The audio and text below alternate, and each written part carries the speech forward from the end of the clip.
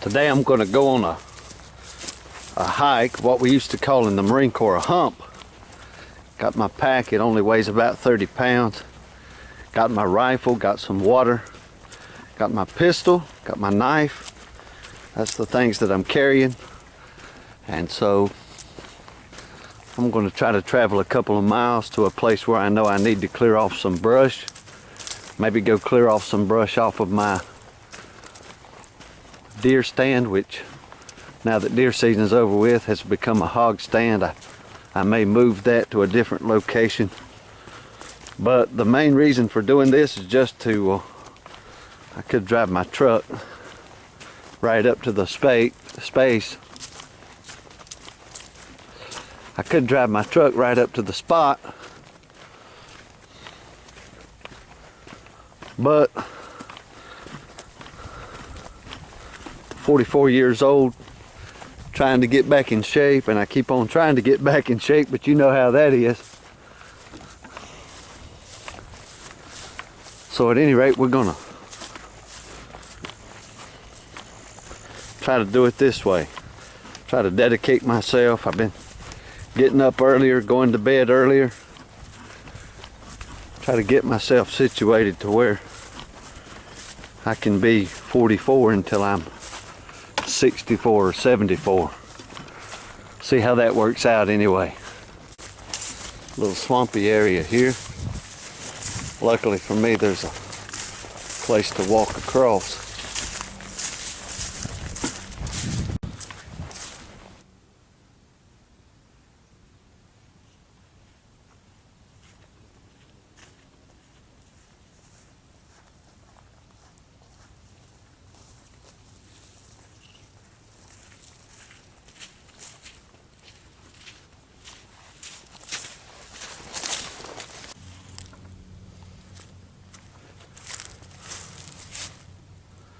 Little swamp area here. It's all rainwater.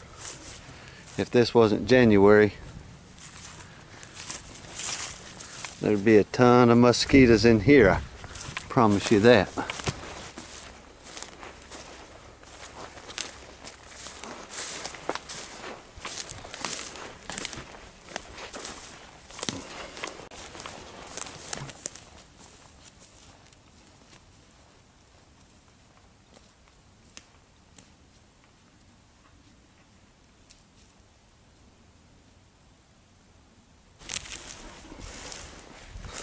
Put out some corn yesterday for some hogs. Nothing been on it yet though.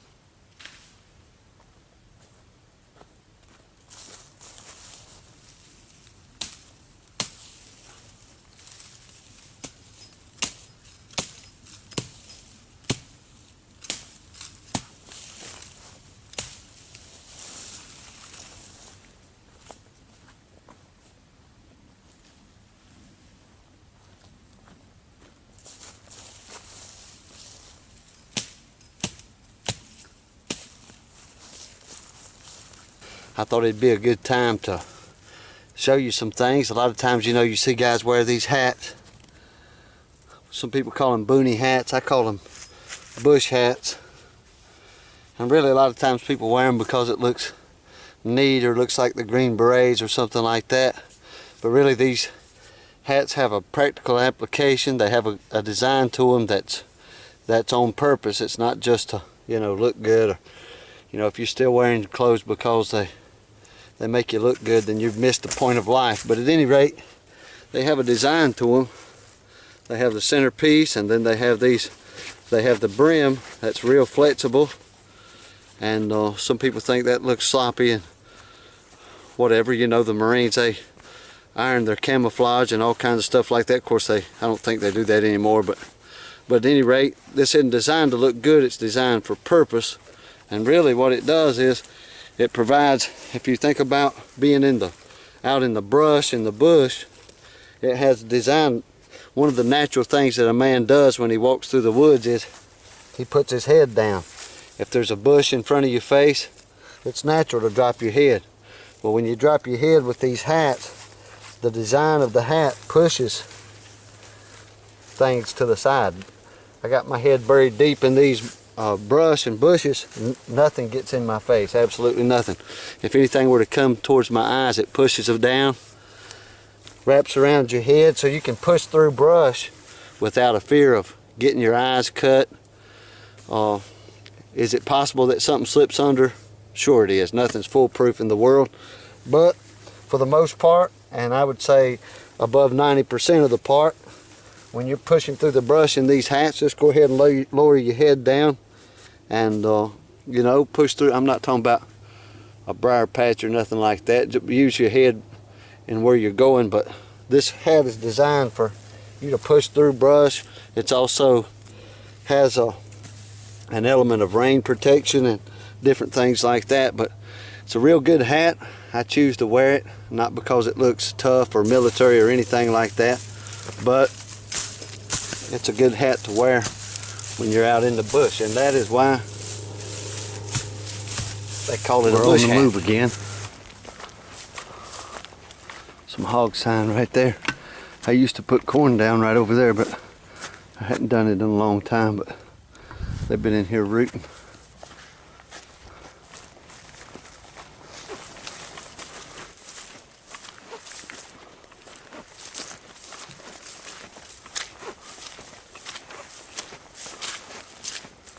Kind of a soupy area back here. Now once I started walking in this water, that means my situation has degraded. Anytime your feet get wet, well, it's not going to kill you, of course, but you're going to live and die by the condition of your body. If it's cold weather, you're in trouble. If it's hot weather where molds and stuff like that grow really fast, you'll be in trouble. It's just the best. You know, sometimes people get the idea getting out in the woods is all about getting dirty and muddy. But the longer you can stay clean, the longer you can stay dry, the longer you can stay healthy. And that's what survival is all about. This hike is not really about survival, but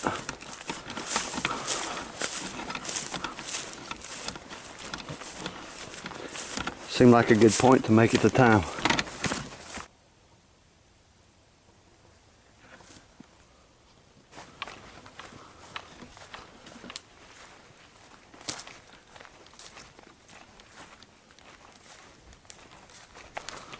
Of all the times to have the camera off, I just scared off some turkeys. I wish I would have had it on. It was a nice turkey too.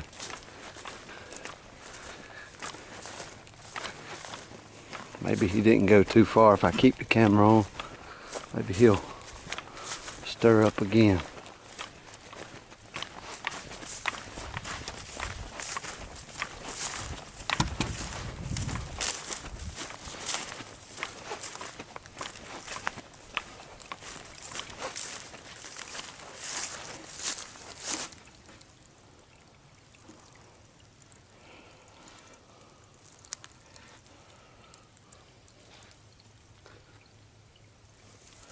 Real wet in this part of the woods. I saw some coyote droppings back there too. I keep my eyes open. Of course, they're not going to be too brave to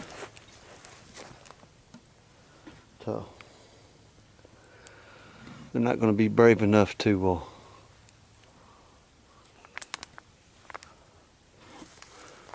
show themselves, I don't think. But you always keep your eyes open. Head on a swivel.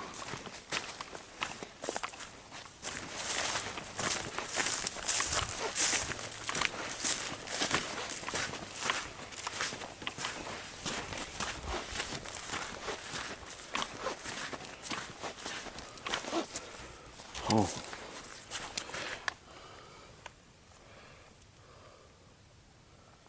You deer hunters.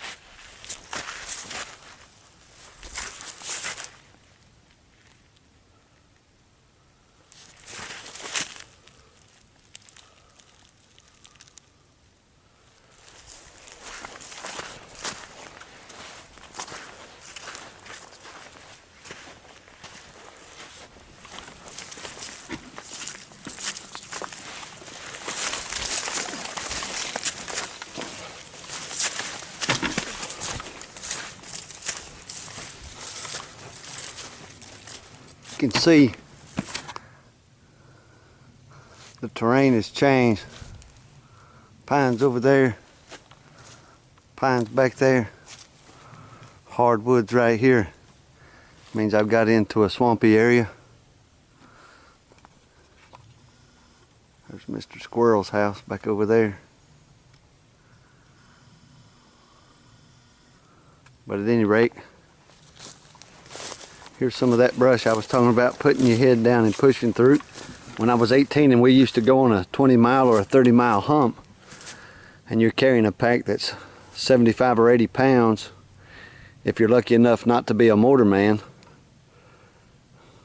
the first couple of miles is always the worst because the pack's getting you down. The thought of having to go through all those miles are getting you down. But after you go on through a little ways and your mind gets off of the weight and different things like that, it's nothing to it. And I'm surprised to find that at 44 years old that's still the same. My first mile or so, my shoulders were screaming out for mercy, but now I'm only carrying really 35 pounds maybe, and plus my rifle and my camera gear and my pistol, different things like that. But still, I find that once you get out here and you're doing what you do, things ain't so bad. I pushed through some of that deep stuff or that thick stuff, and now I've come up on a place where I could go around, I guess, or I could go through that water. But like I said, I'm not really out here to get muddy. I'll go through that if I have to, but I'm going to try to scout me out a trail around this thing, come out on the other side over there, see if I can't stay dry.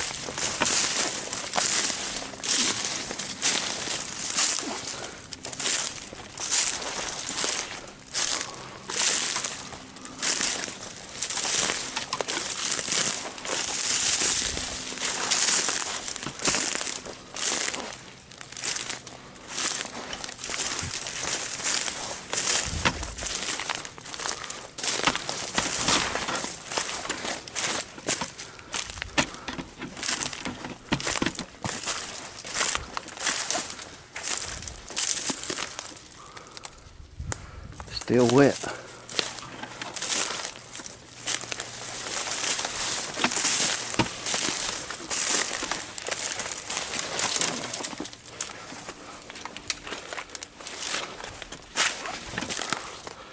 It's wet under my feet now.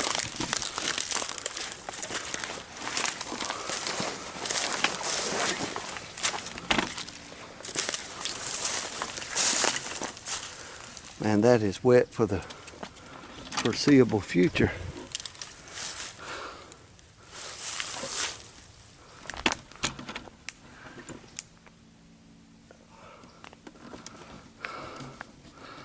Oh boy.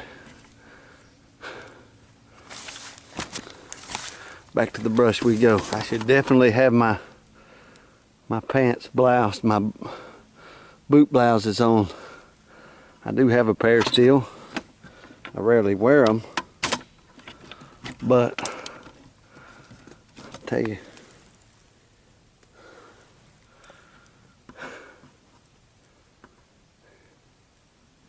in any other part of the country you wouldn't have to worry about ticks and bugs still, but this part of the country you don't never get a break from them.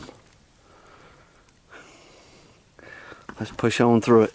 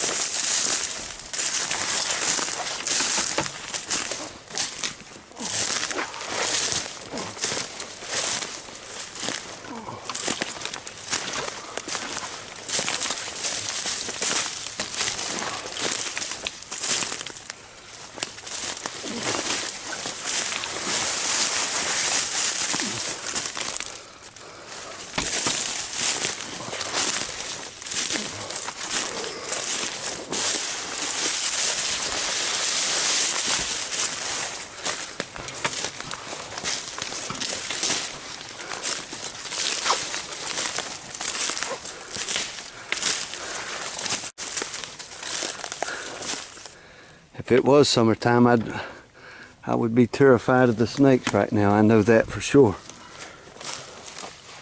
If this is anything, this is snake territory. This is just some thick stuff. I'm gonna push up through here, see if I can't come back to the road. I got away from the road was flooded. I got away from the road a little ways, pushed through this brush and make my way back in that direction. I see some pines right there. So, shouldn't be far before I'm out of this mess. If it was summertime, I would be terrified of the snakes right now. I know that for sure. If this is anything, this is snake territory. This is just some thick stuff. I'm gonna push up through here, see if I can't come back to the road. I got away from the road was flooded. I got away from the road a little ways, pushed through this brush and make my way back in that direction. I see some pines right there. So, shouldn't be far before I'm out of this mess. Well, I thought I was coming out. I've come out into a mess, but I'll find a way through it.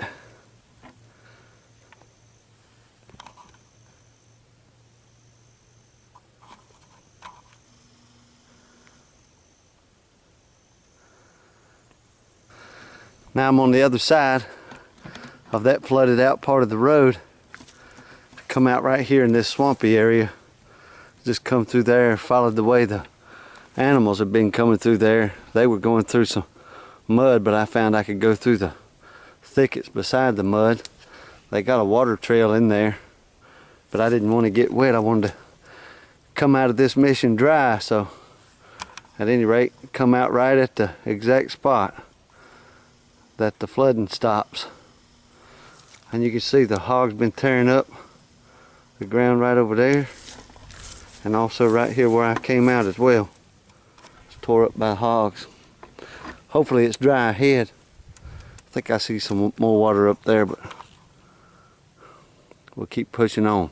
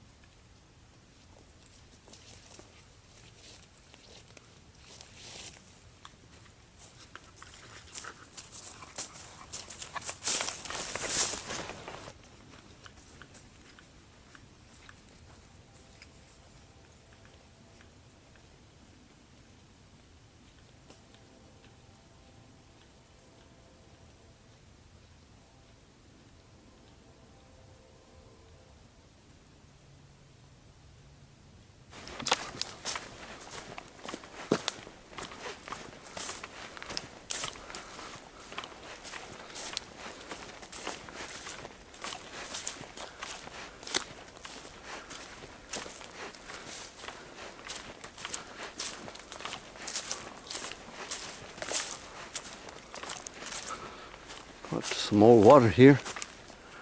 I'm not as afraid of this area. As far as walking through the woods goes, it's a lot easier in these pines than it is in the hardwoods.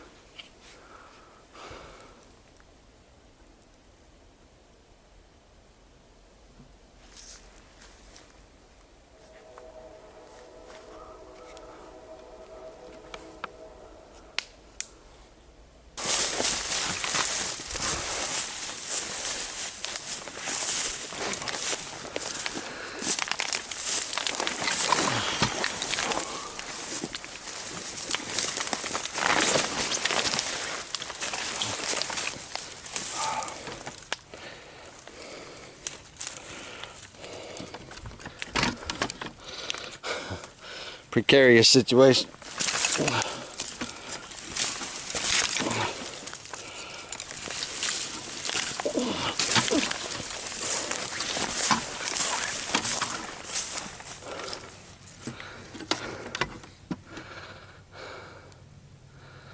Come out on the other side all right.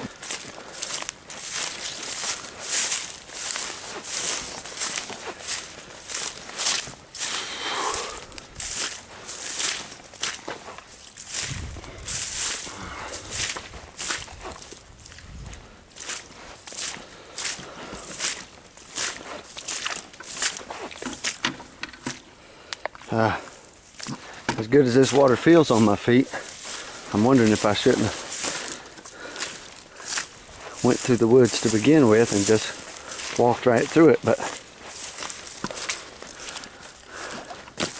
it causes more problems than it's worth. Hogs.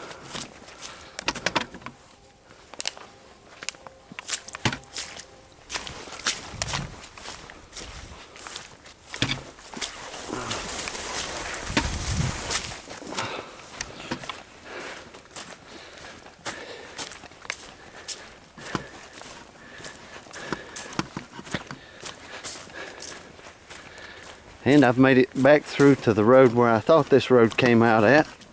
Now I can say I've traveled it. I've only got about maybe a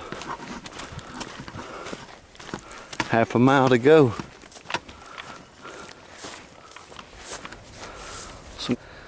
Another little obstacle. And I knew this was going to be here, but I just forgot it. And I certainly don't feel like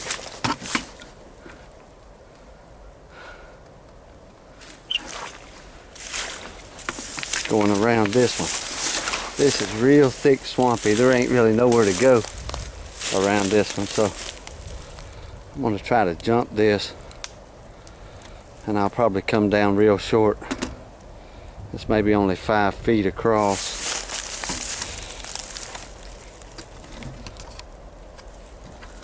Maybe not even 5 feet, 4 feet.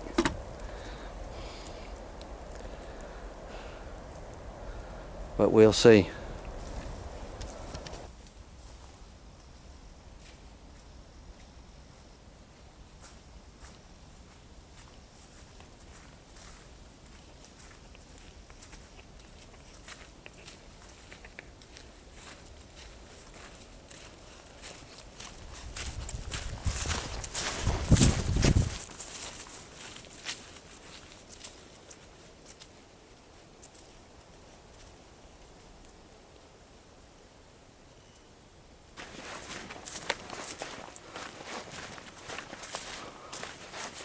Hogs.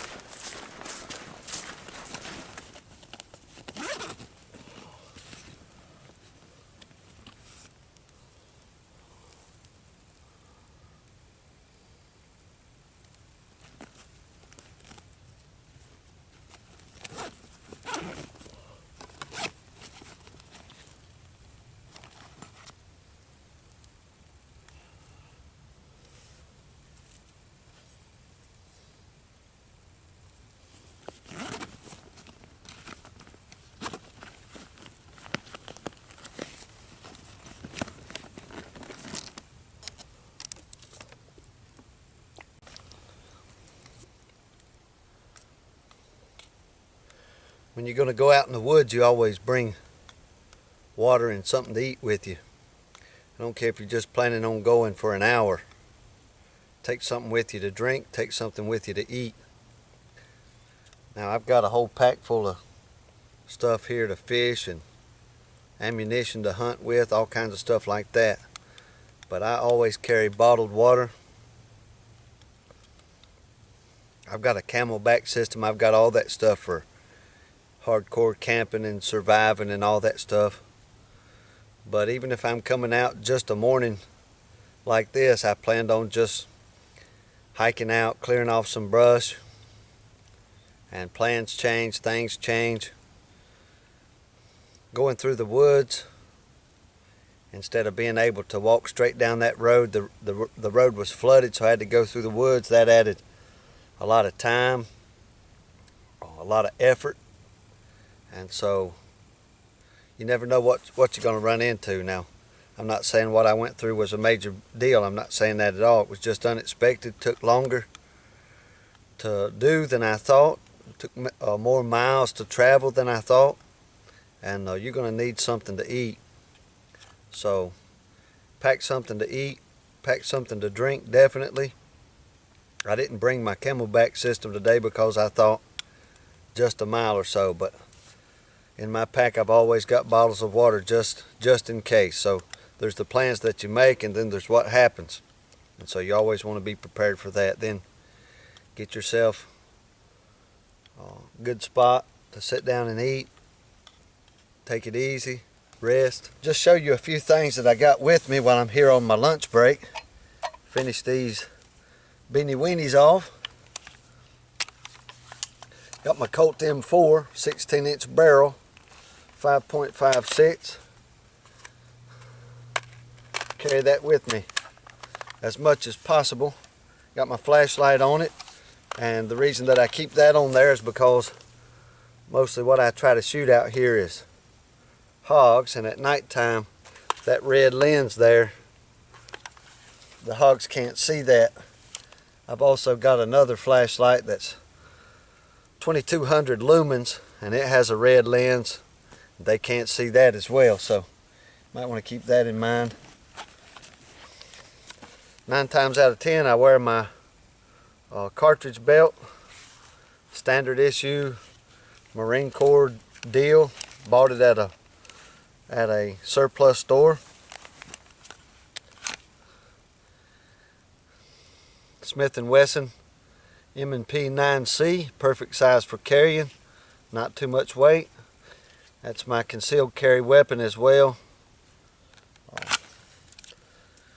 Keep that on me most of the time, whether I'm in the woods or not. And then the knife of choice, K-Bar.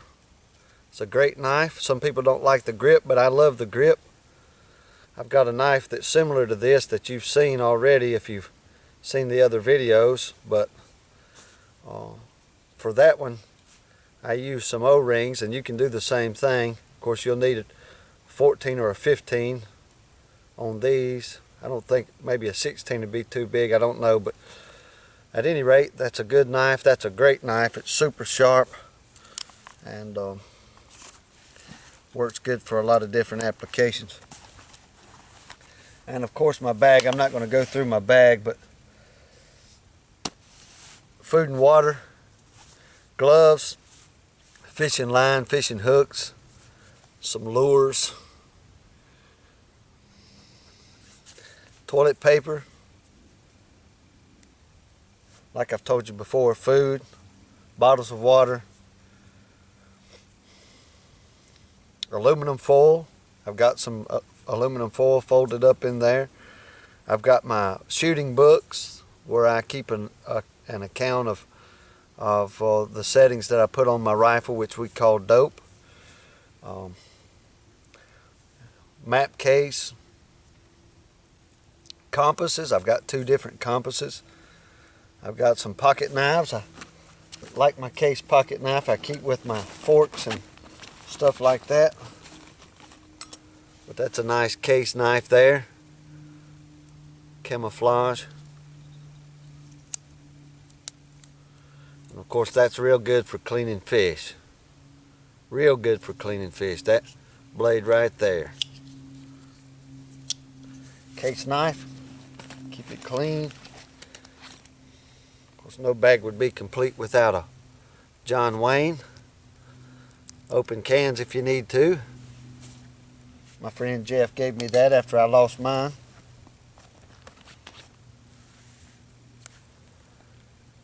Green lens for my flashlight.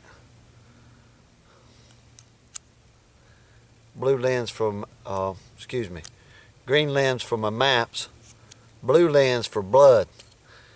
If you are following a blood trail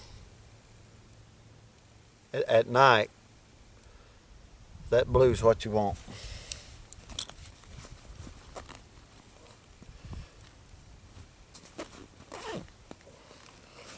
I got my hatchet. My hatchet stays on the pack at all times.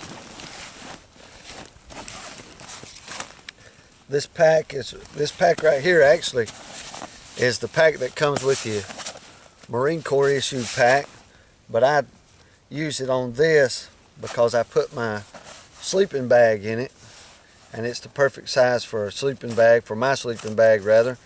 I've got a light duty sleeping bag that I carry with me most of the time, and it's rated down to 40 degrees. It's by no means a military sleeping bag, but it's good enough for what I need it for in this setting. But at any rate,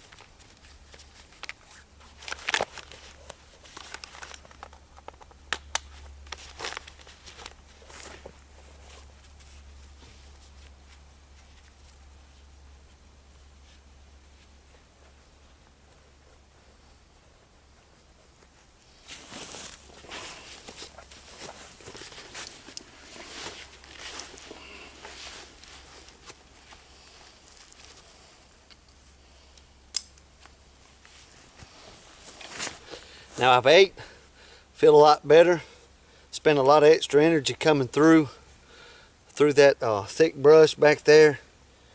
For some reason that really takes it out of you. But at any rate, I'm going to move on back. I only have a half mile to my campsite where my truck is. So I got my trash picked up from where I ate lunch, and I'm going to move on out now.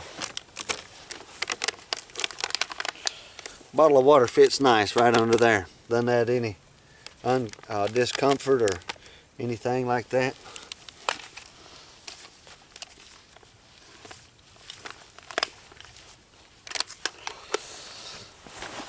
All right, let's go.